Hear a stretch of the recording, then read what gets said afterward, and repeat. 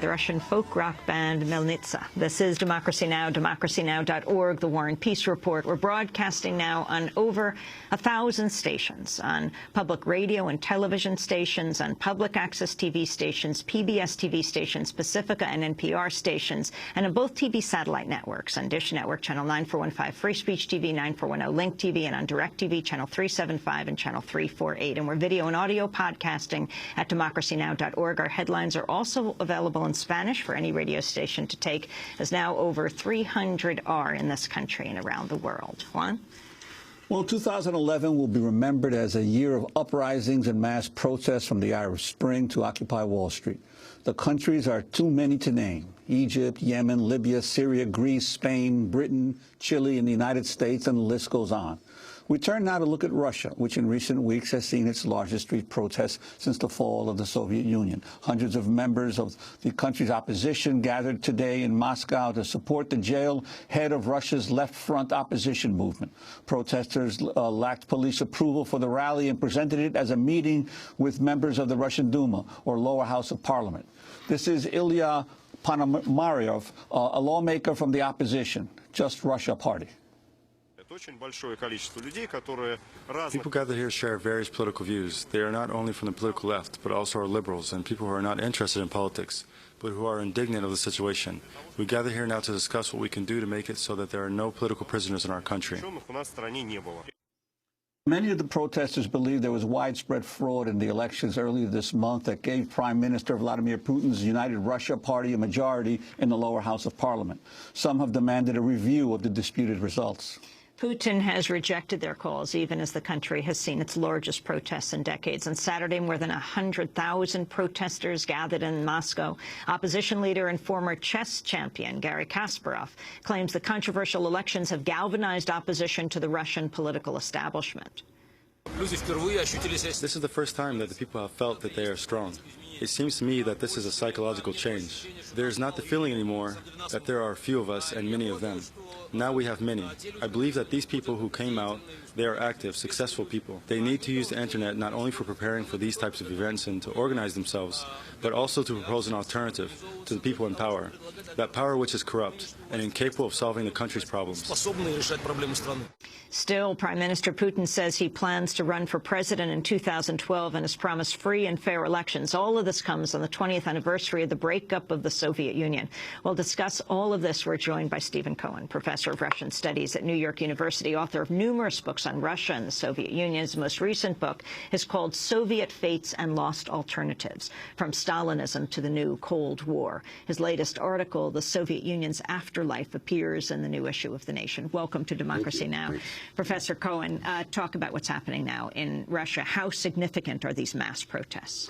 They're very significant, but the problem is that the significance is obscured and skewed by the American media narrative of it all.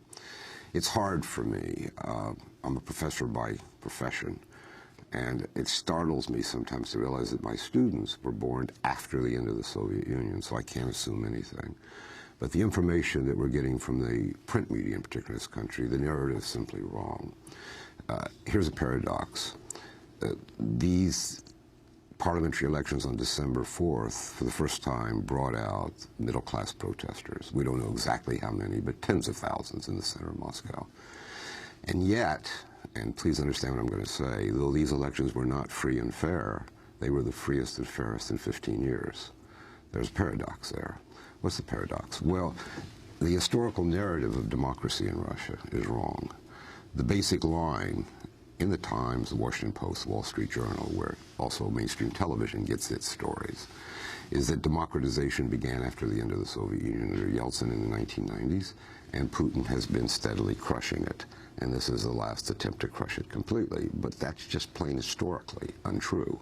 The high point of democracy, in terms of both journalism, let's say, and elections, was actually in 89, 90, 91. And the reason that's not admissible is it took place in Soviet Russia under Gorbachev. In the 90s, under Yeltsin, began a process of what Russians call de-democratization. Now let's flash forward. And Putin continued that. Now let's flash forward to today. And of course, there was when Yeltsin actually attacked the parliament with the tanks. People forget that, right? I haven't forgotten it. Russians haven't forgotten it. And it shames me that the Clinton administration, American academics, the media all supported that, called him George Washington. And bear in mind that when Yeltsin destroyed an elected parliament in October 1993, it was the first time that had ever happened on the European continent since the Nazis burned the Reichstag in the 1930s. It was almost an unprecedented event, but it was a death blow because you can't have democracy without a parliament. You can have a democracy without a president, but you can't have representative democracy without a parliament, and Russia has never had a stable parliament. It's had lots of strong leaders. So what happened on December 2nd was fantastic in one sense, in that the results of the official results, if you bring, a guy has compared all the exit polls and all the pre-voting surveys, and the official results are only about 5% off what it appears people actually cast, whereas in the past it was 15 or 20%. So 2 and 2 may not equal 4, but it was equaling 8 a couple of years ago, and now it's down to 5. So what sparked these protests is something a little different. But I think, and this is what's important, that though there's this bleak, kind of grim view of it, it's all good, what's been happening in Russia for democracy. It's probably the end of de-democratization. Is it new democratization? We'll see. What's good? Well, the vote more or less reflected, the official tally more or less affected the way people really voted. Then people who had been passive came into the streets. The government didn't shoot them. The mayor of Moscow even helped bus people to the protests. The people who had become skeptical about even voting now see, even in Russia, where they are meddling with their vote, that it's important to vote, because the ruling party in these so-called fixed elections lost 15% of its popular vote. It still has its majority in the Duma, but here's the other important thing. Its majority is no longer big enough for it to operate without coalitions and negotiation with the other parties in the Duma. That's what a parliament is for, to build coalitions, and we call it bipartisan compromise. I don't like that stuff, but nonetheless, in Russia it's necessary. So I think at the moment we don't know what's going to happen next. This has been a step forward for Russia. And the other big issue is the resurgence of the former communists, the left party in Russia as well. It's interesting you mention that, because it's basically been deleted from the whole narrative. The fact is that since the end of the Soviet Union, the Communist Party, as it exists today in Russia, which is not the Communist Party Gorbachev tried to create through his reforms, but the Communist Party that opposed Gorbachev, that stood behind the putsch against Gorbachev in 1991, this party has been, until Putin came to power, the most successful parliamentary party in Russia. It doubled its vote. It's still being cheated. It probably got 7 or 8% more. But the reality is, whether we like it or not in this country, and this is why the media can't figure out communism was supposed to die in Russia in 1991, what is it doing? What does it mean? The Communist Party, as it's constituted today, is the only real nationwide organized electoral political opposition in the country. That's a fact. And it's that party that Putin's really worried about, not these people in the streets, because in these last elections to the parliament, many middle-class people, lots of my friends in Russia, though they're anti-communist, cast their vote for the communists as a protest against Putin. If that were to happen in the presidential election, Putin would be driven into a runoff, which he doesn't want. And it's your theory that the declaration of another one of Russia's billionaires that is going to run for president is actually an attempt to siphon off opposition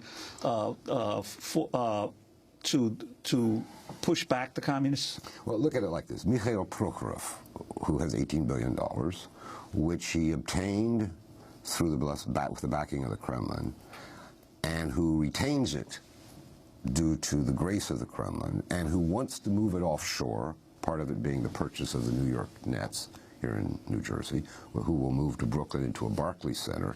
So he's got $500 million invested in Jersey and in Brooklyn. He can't move that $500 million to the United States without Putin's okay. Now he announces he's going to run against Putin in the election. As my grandmother used to say, please. I mean, he's put out there because they think that Prokhorov, who is 6'8", rather good-looking, Young entrepreneurs think he's an admirable figure because he's got billions, and women like him because he's good-looking and a playboy. Can siphon off some of the protest vote, but he can't do. First of all, he's not on the ballot. He's just announced he wants to be. They have some other. It's very interesting. The guy you just showed, Ilya Ponomarov, who was protesting the arrest of this guy, he represents a party. It's all in Russia complicated. He represents a party called Fair Russia, which was created by the Kremlin 8 years ago, but is kind of drifting away from the Kremlin. So everybody's interconnected in Russia, but the problem is the Kremlin's losing control of these creatures. But the sports news headline here is that the owner of the Nets could be the president of Russia.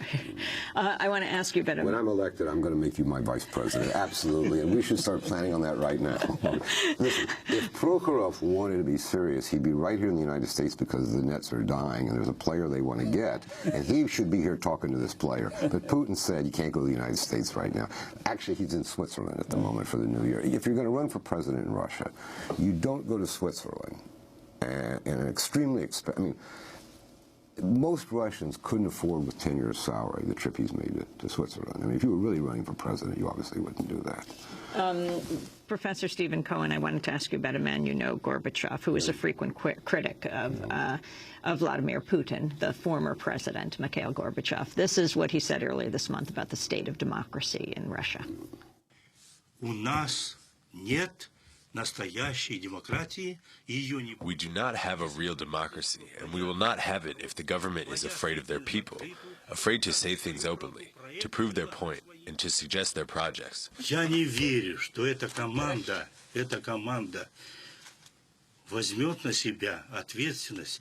Проект предложит нам. I do not believe that this team will take responsibility and suggest a project on modernization of political structures and political foundations to us, and create grounds for people to come and vote for their project, for their plan. They will not dare to do it. Это их проект, они будут голосовать.